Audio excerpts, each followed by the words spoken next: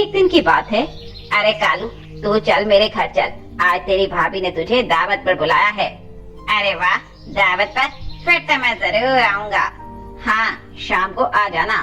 शाम को कालू समय पर सोनू के घर पहुंच जाता है और सोनू की पत्नी कालू को पेट भर के खाना खिलाती है। कालू को खाना बहुत अच्छा लगता है, इसीलिए वे खाने की बहुत तारीफ करता है। अरे वाह भाभी जी, आपके हाथों में तो जादू है, इतना अच्छा खाना बनाया है आपने।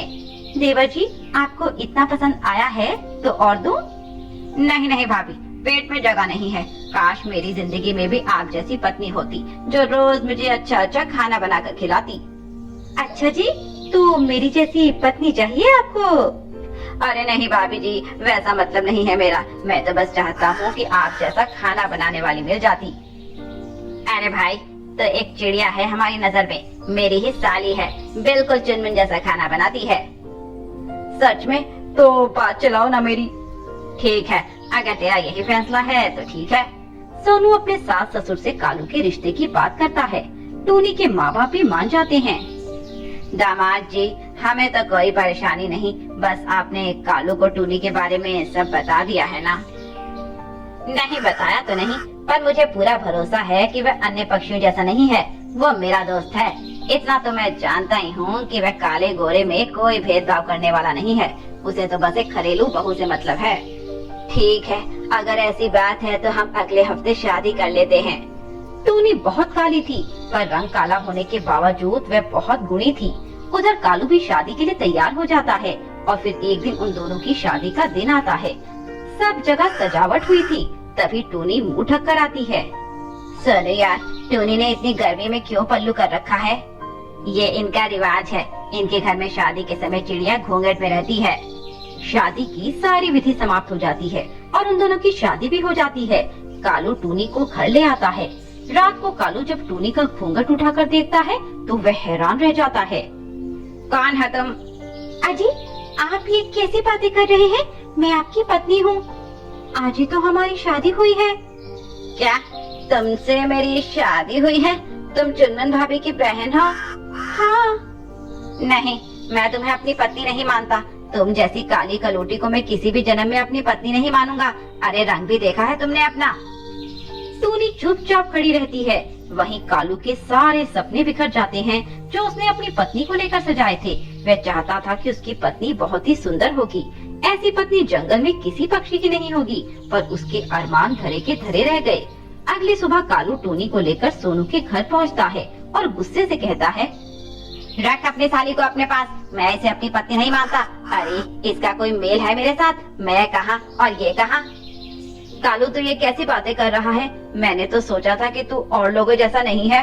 गलत सोचा फिर तूने मेरे बारे में, मैं वैसा ही हूँ। अब रख तू अपनी साली को अपने पास, मेरा इससे कोई रिश्ता नहीं। तलाक के पेपर भिजवा दूंगा और आज से तेरी मेरी दोस्ती भी खत्म। ऐसा कहकर कालू वहाँ से चला जाता है। अगले दिन कालू का एक छोटा सा एक्सीडेंट हो जाता है और वह बिस्तर पर पड़ जाता है। उसका करने वाला कोई नहीं था, इसीलिए उसका ख्याल कौन रखता। वहीं ये खबर जब टूनी को लगती है तो वह दौड़ी दौड़ी कालू के पास आती है और उसे खाना बनाकर खिलाती है। टूनी, तुम यहाँ क्यों आई हो? चली जाओ यहाँ से। नहीं जी, मैं आपको इस हालत में छोड़कर नहीं जा सकती। आखिर मेरे अलावा आपका है कौन? टूनी कालू की बहुत सेवा करती है। कालू उसे कई बार जाने के लिए कहता है, पर टूनी फिर भी नहीं मानती और दिन रात उसकी सेवा करती है।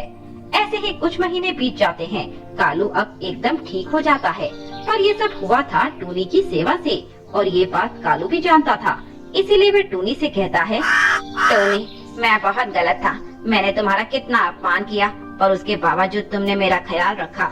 सच में तुमसे अच्छा जीवन साथी मुझे मिल ही नहीं सकता था। मुझे माफ कर दो। टूनी कालू को माफ कर देती है और फिर वे दोनों आगे की जिंदगी खुशी से जीते हैं। उधर कालू और सोनू की दोस्ती भी फिर से एक बार अच्छी हो जाती है। सुंदरबन के जंगल में रानू नाम की चिड़िया अपनी दो बहू टूनी और लाडो चिड़िया के साथ रहती थी। रानू की दोनों बहुएं एक दूसरे से बहुत ही अलग थी। जहाँ उसकी बड़ी बहू टूनी बहुत ही अमीर परिवार से थी, तो उसकी छोटी बहू लाडो एक गरीब परिवार से। टूनी चिड़िया हमेशा ही अपनी अमीरी का रोब झाड़ती और लाडो को नीचा दिखाती रहती। यूं ही एक दिन की बात है। अरे टूनी बहू, जरा मेहमानों के लिए पानी तो ले आना। हाँ माँ जी, अभी लाती हूँ। टोनी किचन में जाती है और पानी और कुछ मिठाई लेकर आती है। ये लीजिए माँ जी। अरे वाह रानू चिड़िया, पता नहीं था तेरे घर में हर किसी को पानी के साथ मिठाई भी परोसी जाती है। अरे इसका मतलब तू बहुत ही अमीर है, पर क्यों तू हमेशा पैसों के लिए रोती रहती है? रानू उनकी बातें सुन लेती है और कुछ नहीं बोलती, और जब वह सभी औरतें चली जाती हैं, तो वह टूनी को अपने पास बुलाती है। अरे टूनी बहू, तूने उन सभी औरतों के सामने ये मिठाई क्यों परोसी? अरे माँ जी, हमारे यहाँ खाली पानी नहीं देते, इसीलिए मैंने फ्रिज में जो भी रखा था वो ले आई। अरे बहू, मालूम भी है वह मिठाई कितनी महंगी थी। तभी रानू की छोटी बहू लाडो वहाँ आई। अरे क्या हुआ माँ जी, आप इतना गुस्सा क्यों हैं? अरे देख बहू, इसने क्या किया। ये जो मिठाई मैं खास तेरे ससुर जी के जन्मदिन के लिए लाई थी, वो मिठाई इसने उन औरतों में बांट दी, और अब मैं क्या करूं ये बता। अरे टूनी, तुम्हें ऐसा नहीं करना चाहिए था। पता है माँ जी वह मिठाई खरीदने के लिए कितने महीनों से पैसे जोड़ रही थी। अरे आप दोनों क्यों मेरे ऊपर चढ़ी जा रही हैं? अब मुझे क्या पता था कि वह मिठाई किस लिए आई है। अरे हमारे घर में तो खाली पानी नहीं देते, इसलिए मैंने वो मिठाई परोस दी। टूनी ऐसा कहकर वहाँ से चली जाती है। हाय राम, पता नहीं कहाँ से ये अमीरजादी मेरे बेटे के गले पड़ गई। हमें तो ये कभी नहीं छोड़ेगी, बेच के खा जाएगी हमें। ऐसे ही कुछ दिन बीत गए। फिर एक दिन टूनी घर के लिए एक नई वॉशिंग मशीन ले आई। अरे बहू, ये तू क्या ले आई? अरे माँ जी, मैं घर के लिए एक नई वॉशिंग मशीन लेकर आई हूँ। देवरानी जी, ये तो बहुत महंगी लग रही है। कितने की है? 15,000 की है। क्या? अरे इतने पैसे तेरे पास कहाँ से आए?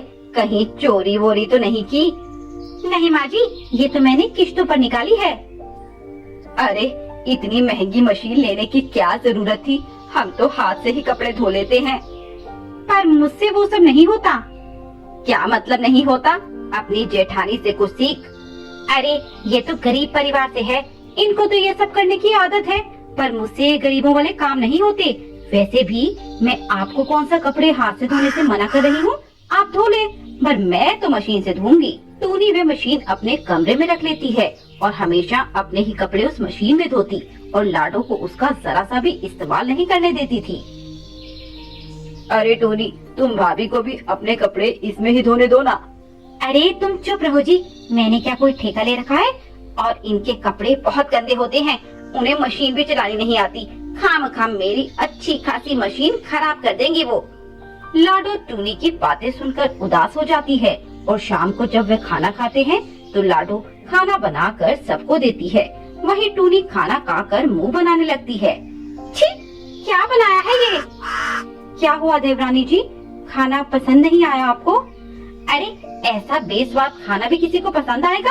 हटाओ, मुझे नहीं खाना ये खाना।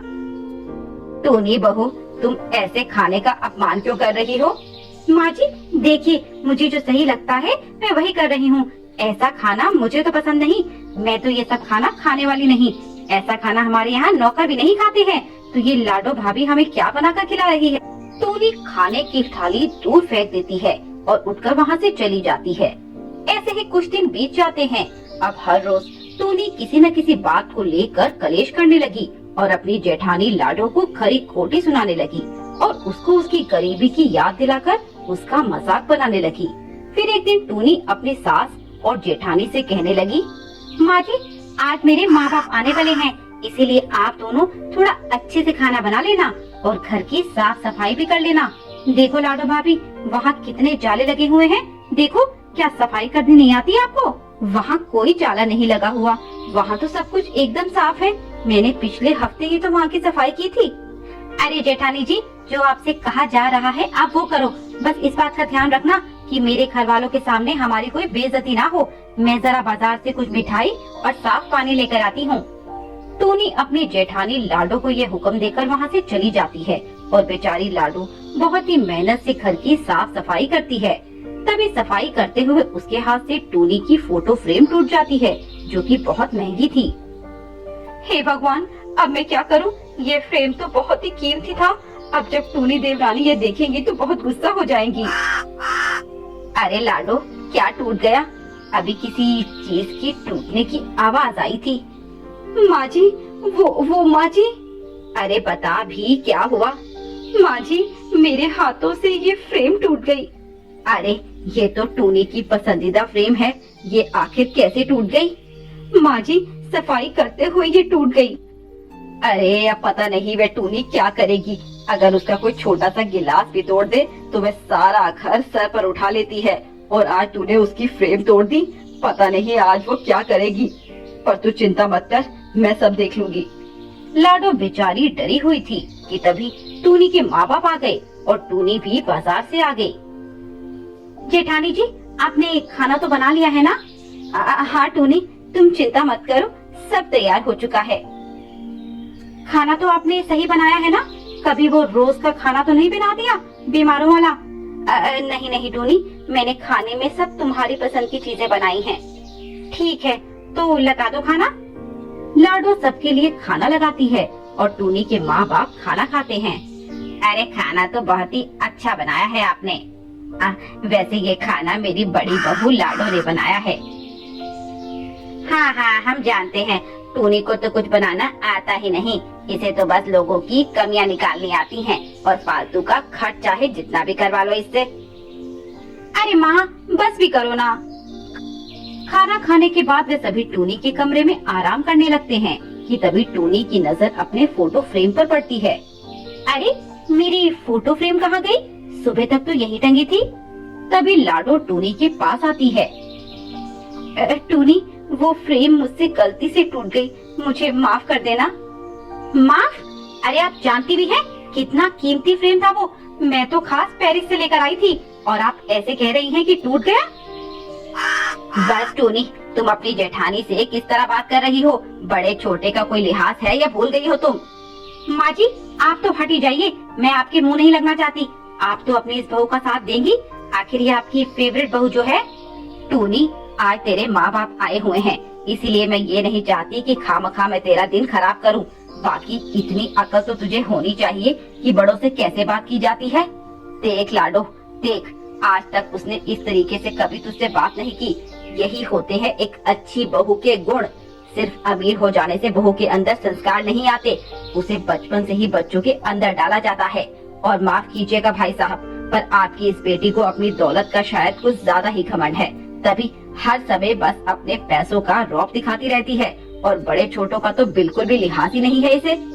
रानू की ये बात सुनकर टूनी के माँ बाप टूनी को एक जोरदार थप्पड़ मारते हैं। शायद ये थप्पड़ मैंने तुझे अगर पहले मार दिया होता तो आज तू मेरी इस तरह नाक नहीं कटवाती। सिर्फ पैसा होने से कोई अमीर नहीं होता, अमीर होने के लिए दिल भी बड़ा होना चाहिए, और जो तुझ में है नहीं। देख अपनी जेठानी को और कुछ सीख उससे, वो तुझसे उम्र में और पद में दोनों में बड़ी है, फिर भी तुझसे इतने ऊंचे स्वर में बात नहीं करती। और तू खुद को देख कैसे अपनी सास और जेठानी पर हुक्म चलाती है। टूनी को अपनी गलती का एहसास हो जाता है और वह अपनी जेठानी लाडो से माफी मांगती है। लाडो भाभी, मुझे माफ कर दो। अरे टूनी, चुप हो जाओ, और तुम तो मेरी छोटी बहन जैसी हो। इस तरह अब वह दोनों पीछे के सभी गम भुलाकर खुशी खुशी रहने लगती हैं।